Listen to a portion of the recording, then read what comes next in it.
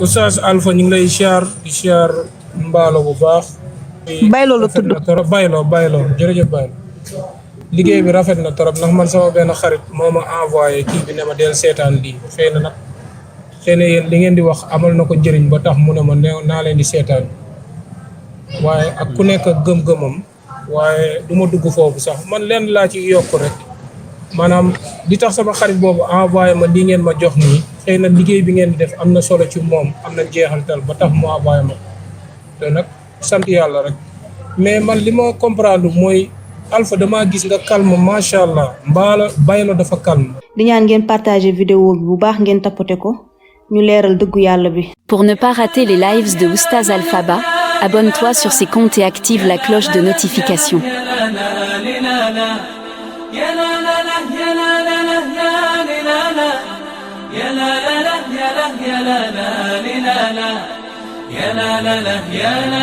Live Oustaz Alpha Ba, chaque samedi soir à partir de 22h.